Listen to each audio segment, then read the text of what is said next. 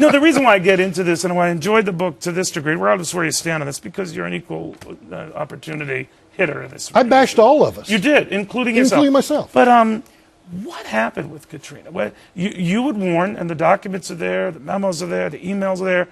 You would warn that something bad was coming, that the city wasn't ready for, at the very least, a Category 3 storm. Right. And they didn't appreciate it, didn't see it. Local authorities dropped the ball on it.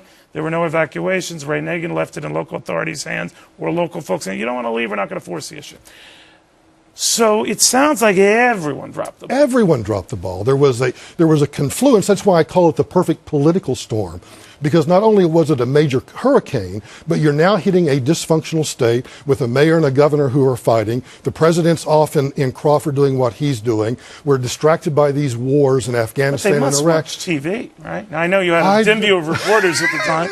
I don't know if they watch TV or not. Seriously. Really? Really. They get their clippings. They get the news clippings. I'm not convinced they watch the news. That's very humbling for me. But looking back at this, I was wondering about you know, critical of the president's response, critical now of President Obama's early response to this. What do presidents do when everything hits the fan? Because we've had a lot of tornadoes, Michael. I mean, every other day, are they going to go down south, God forbid, and be down there?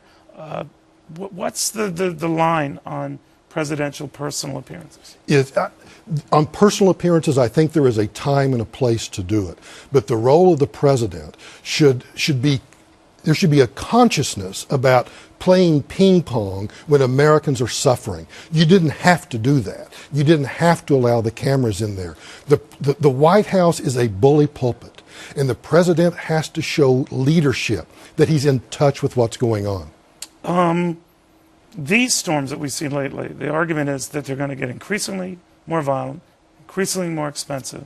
FEMA just doesn't have the money, resources to handle it. What do we do? Well, first of all, I mean, the credit card has been maxed out. Obama, the Congress, everybody has spent the credit card to its max. But I disagree with you in the sense that these storms are going to continue to get worse.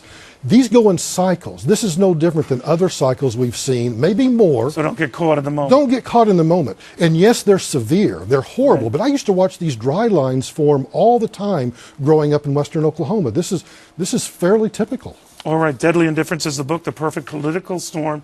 Keep in mind, Michael Brown, say what you will, handle more than 160 crises, and I mean crises, including a little incident called 9/11. It is the one thing he'll always be remembered for, Katrina. Didn't he do that to Napoleon at Waterloo? That was then. Michael Brown back now. More after this.